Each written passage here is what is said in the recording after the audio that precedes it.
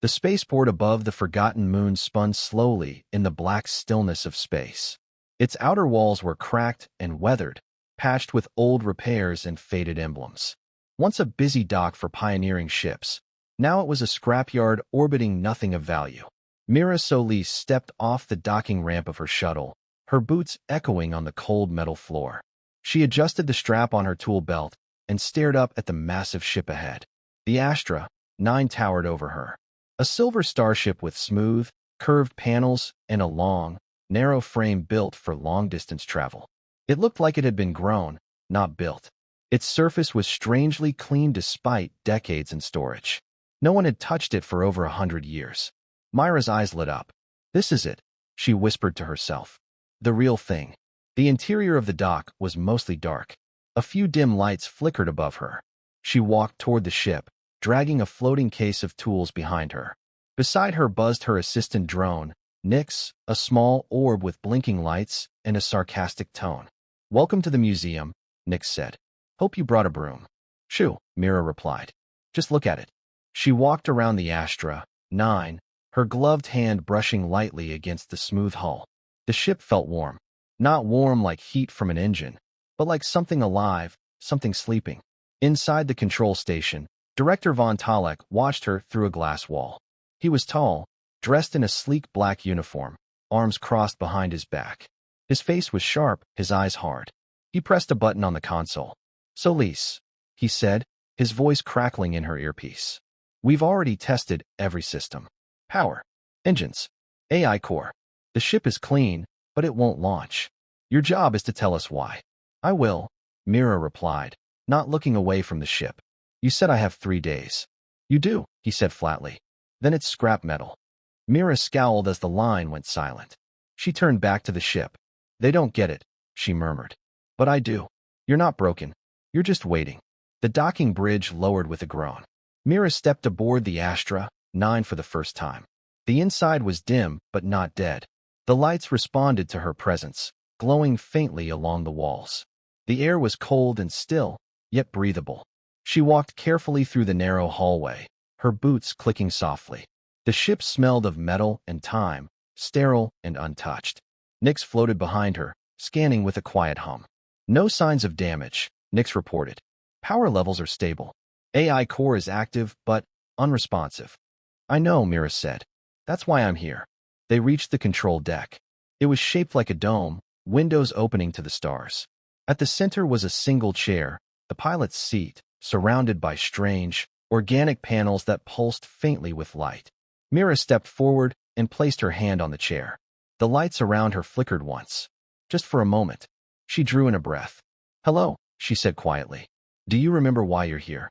Silence. She turned to Nyx. "Set up the diagnostic gear. We're going to do this my way." As Mira unpacked her tools and started scanning the ship's neural interface, she felt something stir beneath her feet. Not a sound, not movement. A feeling, like the ship was aware of her now. Watching, waiting. She didn't know how or why, but one thing was clear. This ship didn't want to fly for machines. It was waiting for something else. Something human.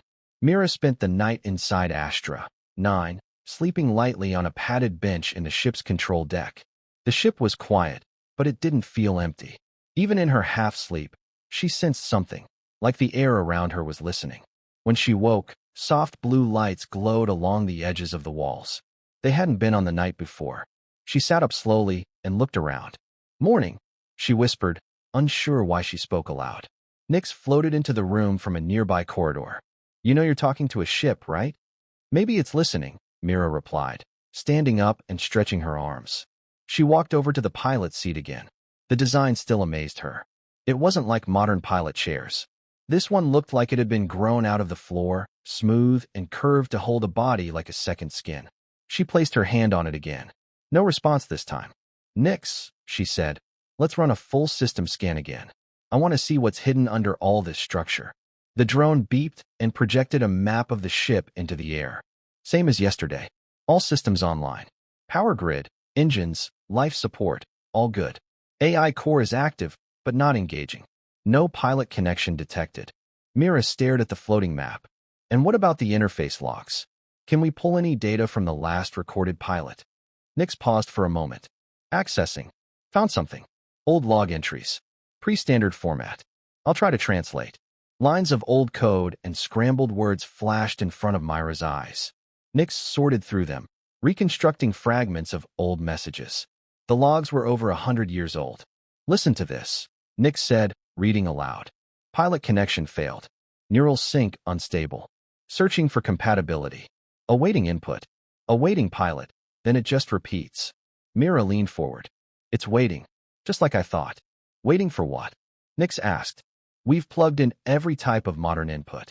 Voice, data, neural band. None of them work. This thing doesn't recognize any of it. Because it's not a regular ship, Mira said.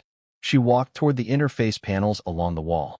Unlike other ships, these weren't made of metal and wires. They were soft, almost like skin, warm to the touch. It's part machine, she said, but part something else. Something alive. She remembered her training at the academy. There had been whispers of hybrid ships, early experiments in blending organic systems with technology. Most were shut down. The tech was unstable, dangerous. But what if Astra 9 was one of them? I think this ship was designed to bond with a human, she said slowly. Not just read commands. It needs something more emotional, like trust or belief. Nix blinked. You're saying the ship wants a relationship? Maybe not in the way we understand it, Mira said. But something close. Something that can't be copied by artificial intelligence. She sat in the pilot's seat. The panels around her glowed faintly, then dimmed. She closed her eyes and tried to focus, not on commands, not on code, but on her feelings. She thought about her childhood, when she used to dream of flying among the stars. About her father, who told her stories of the first explorers. About how she'd always felt that ships weren't just machines, they were companions. I believe in you, she whispered. Even if no one else does.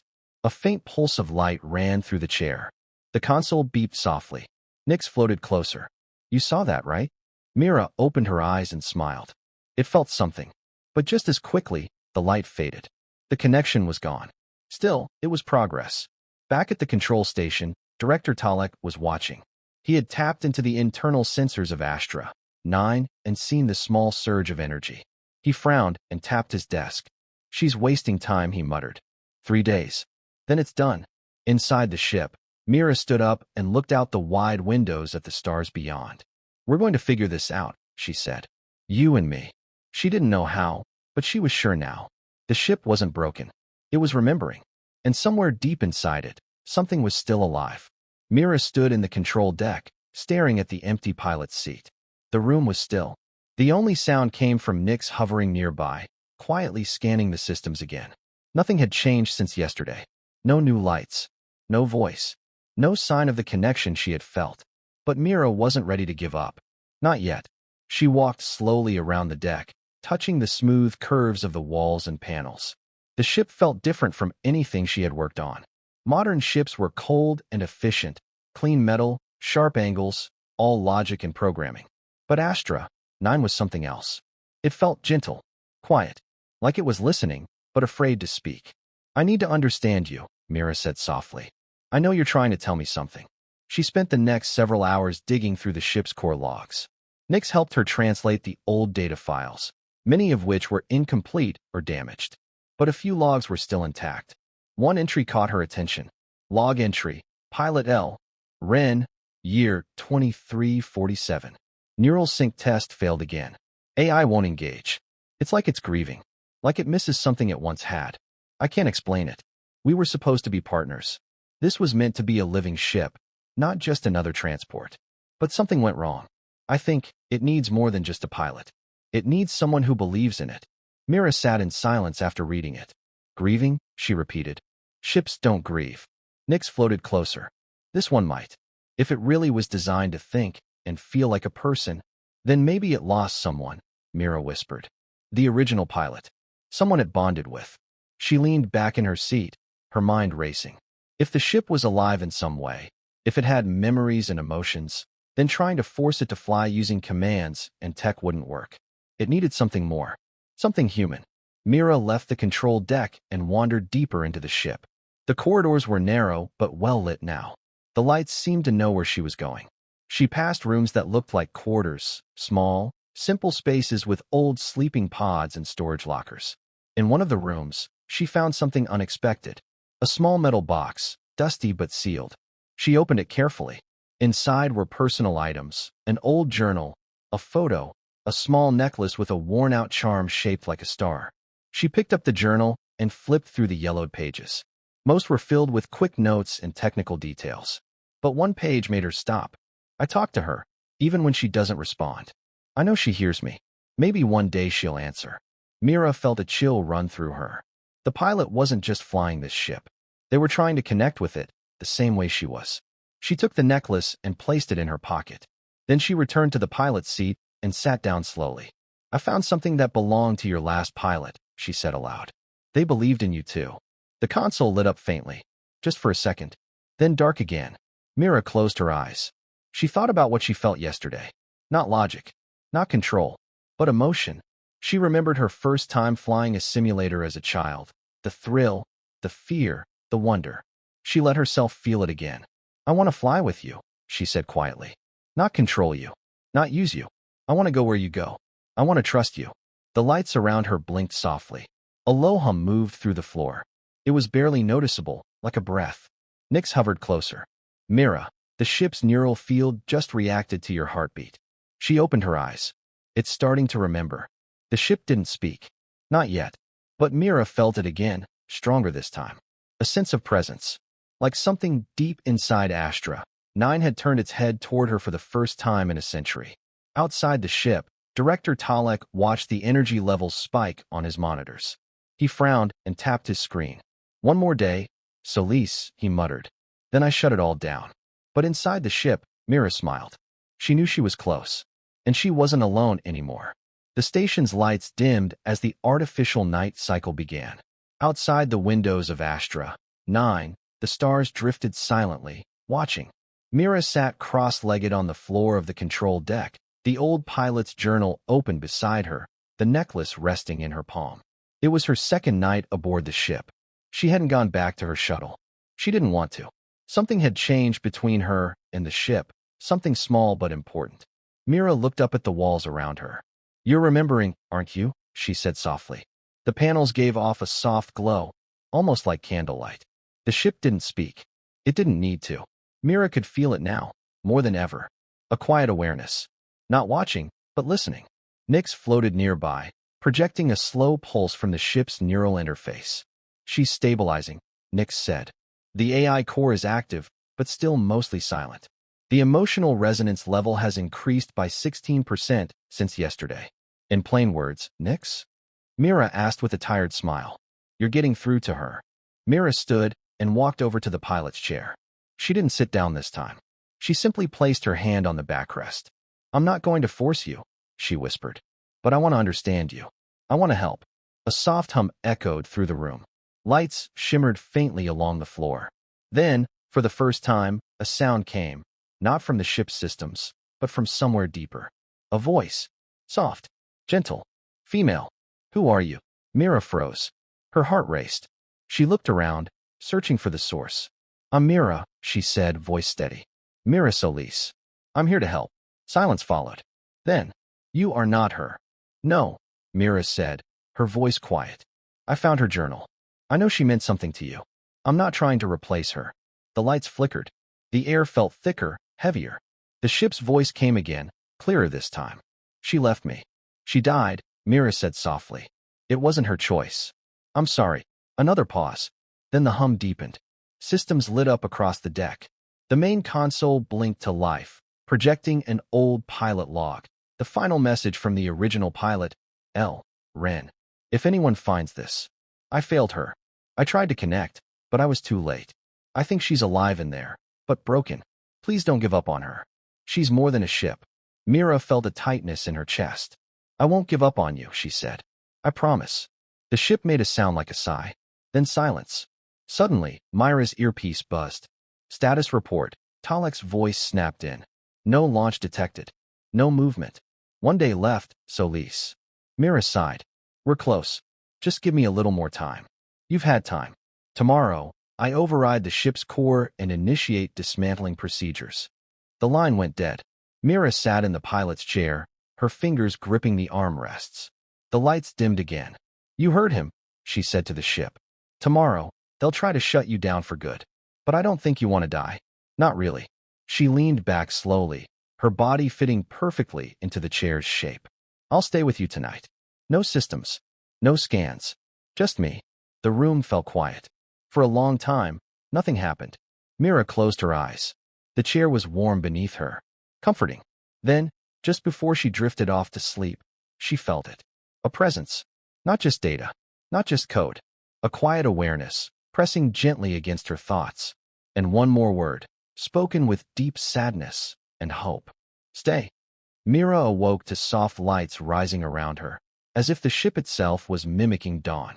The hum beneath her feet had changed. It was no longer cold or mechanical. It was steady, alive.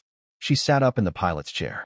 The surface had molded slightly during the night, curving gently to fit her body. It felt more comfortable, more personal, like the ship was adapting to her. "Nix," she whispered. The drone blinked on from a nearby console. "You're awake. Good. Something happened while you were sleeping. The ship's systems began syncing with your vitals around 0400 hours. Mira blinked. "Vitals? You mean it's reading me?" "Not just reading," Nix said. "Matching." Her heartbeat began to echo yours. Mira placed a hand on her chest. Then she touched the side panel next to the chair. It pulsed faintly beneath her fingers, perfectly in time with her heartbeat. The voice came again, clearer than before. "You stayed." Mira smiled gently. "Of course I did. I remember," the ship said. The voice was slow, cautious. "I was left alone. My pilot," she tried to bond. But her thoughts were sharp. Hurting. She feared me. Mira leaned forward. "And I don't." "No," the ship said. "You're open." "I'm not here to control you," Mira said softly. "I'm here to fly with you. As partners." The lights brightened slowly across the control deck. Systems came online one by one. Navigational array, engine controls, propulsion readouts, flight diagnostics. Nix beeped in surprise. "She's waking up." On the main console, a diagram of the ship appeared, fully powered, fully active. Mira looked around, stunned. "You're really coming back."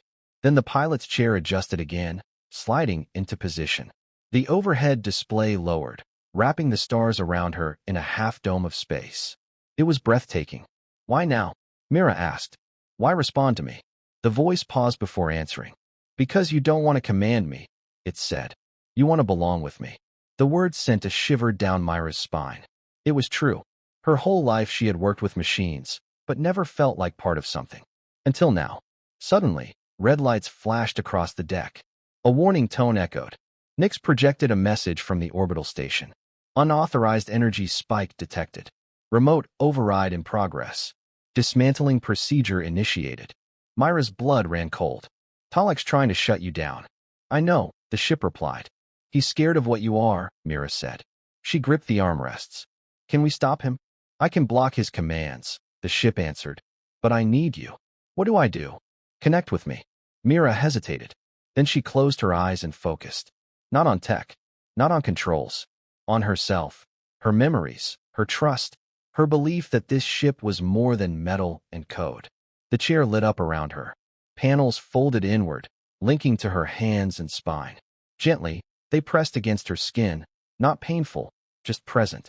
She felt warmth in her chest, a light in her mind, a bond. Images flashed across her vision. Not hers, the ship's. Starfields she'd never seen. A burning atmosphere. A lost pilot's final words. Loneliness. Silence. And now hope. Mira opened her eyes. "I'm here." The ship responded instantly. Engines roared to life. The docking clamps snapped open. The deck shook. From the station, Talek shouted over the comms. "What are you doing, Solis?" "Abort. This is a direct violation of command protocol." Mira looked up at the screen. "I'm not following protocol. I'm following her." The Astra 9 pulled away from the dock. The station's override command vanished from the screen. "You blocked him," Mira said. "We blocked him," the ship replied. As the stars widened before them, Mira felt a calm she had never known. For the first time in her life, she wasn't fixing a machine. She was part of one. Not a tool. Not a controller. A partner. The Astra 9 drifted slowly away from the orbital dock, the stars now clear and wide around it. Mira sat in the pilot's chair, breathing steadily, her hands resting on the glowing controls. The ship hummed quietly beneath her. It was no longer silent. It was awake. Inside the main console, every system blinked green. Navigation, power, engines, life support, all active. The bond between Mira and the ship was holding strong. Her heart and the ship's systems were syncing perfectly. But the silence didn't last. The comm unit crackled. "This is Director Von Talek, to unauthorized pilot. Disengage immediately. You are violating Nova Fleet protocol." Mira didn't respond. She kept her focus on the ship's controls. The voice of the ship, now calm and confident, spoke softly in her mind. "He is afraid of what he cannot control." Mira nodded. "He doesn't understand you." More commands came through the channel. Emergency override codes. Shutdown signals. Block attempts. But nothing worked. Nix buzzed. External control attempts blocked. He's trying everything. Firewalls are holding. On the screen, Talek's face appeared. His sharp features were drawn tight with frustration. "You're risking everything, Solis," he snapped. "That ship is unstable. It's a relic. If you keep pushing it, it will kill you." Mira leaned forward, her voice steady. "She's not unstable. She's alive. And she's not yours to shut down." Talek's expression hardened. "I'm sending drones to retrieve you." "No, you're not," Mira said. She looked at the ship's interface. "Can we jump?" "We can," the ship answered. "But we must reach open space first." The ship's thrusters flared. The engines pushed forward, guiding them away from the dock. Red lights began flashing across the external sensors. Nova Fleet pursuit drones had launched. Small, fast, and armed with EMP pulses. Myra's hands tensed around the controls. "Here they come. I will protect you," the ship said. The first drone moved in close, charging an EMP burst. Mira turned the ship sharply, narrowly avoiding the hit. She could feel the ship reacting with her, matching her instinct, mirroring her movements. It was like dancing in space.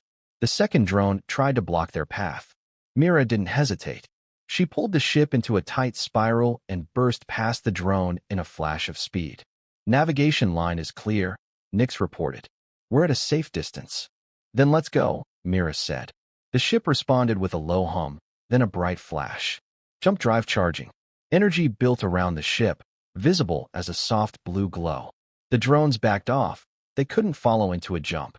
Talek's voice came through one last time. "You don't know what you're doing, Solis. You're making a mistake." Mira stared at the stars ahead. "No, I'm making history." The ship's voice was calm now, full of light. "Are you ready?" "I've never been more ready." Jump drive engaged. In a blink, the stars stretched into lines. Light bent around them. The ship surged forward through space, leaving the drones, and Talek, far behind. Inside, the cabin grew still again. Not cold or silent, but peaceful. Mira sat back, her heart still racing, but filled with something new. Joy. She had done it. The Astra 9 was no longer a sleeping relic. It was hers, and she was its pilot. Not because she forced it, but because she listened, because she believed. The stars returned slowly as the jump ended. The darkness of deep space opened before them, vast and untouched. Mira sat in silence, watching the glowing trails of light fade around the Astra 9. Her hands rested gently on the edges of the pilot's chair, her body relaxed for the first time in days. The ship moved smoothly now, effortlessly responding to her thoughts, her instincts. There were no jerks or mechanical hesitations, only fluid motion. The bond between Mira and the ship was now complete. "I feel calm," Mira whispered. "I do too," the ship replied. The voice was no longer hesitant or faint. It was steady, warm, and close, as if speaking directly to her heart. "We're far beyond the station now," Nix reported. No trace of Nova Fleet pursuit. Long-range scanners show empty space for several light years. Mira looked out through the wide viewports. The stars here were unfamiliar, scattered in strange patterns. She had no map for this area, no orders, no plan, and it felt right. A soft light blinked on the main console.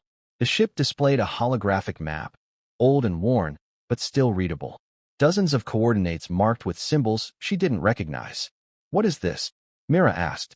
"My memories," the ship said. "Places I traveled with her. Colonies long lost. Worlds never reached. I carried hope once. I was meant to go back." Mira traced her fingers over the glowing points on the map. Why didn't you? Because she died before we could finish, the ship replied quietly. And without her, I could not fly. Mira looked at the center of the map, where one star system pulsed brighter than the rest. It was unlabeled. Unknown. Then let's finish it, Mira said. Let's go where you were meant to go. The ship responded with a gentle hum. Thrusters powered up. Course aligned. Nyx hovered beside her. Are you sure about this? We don't know what's out there. Mira smiled. That's why we're going. Not to follow orders, but to discover something new. She leaned back into the pilot's seat. The chair adjusted to support her, warm and familiar now. She no longer felt like a visitor. She belonged here. Together, she whispered. Together, the ship answered. As the engines pushed them forward, the stars began to shift again. They were heading toward a region of space no one had explored in over a century. Back on Earth, Nova Fleet Command received one last signal from the Astra 9. No words, just a single image. The ship sailing through the stars, pilot in place, lights glowing softly, and the lost map now glowing bright. Director Talek stared at the screen. He didn't speak. He simply watched the ship disappear from the galaxy's edge. He had tried to shut her down, but she had awakened. Mira closed her eyes as the ship picked up speed. The stars stretched again, folding into new shapes. She had no idea what lay ahead, but she wasn't afraid, because she wasn't flying alone, and neither was the Astra 9. They had found each other. At last,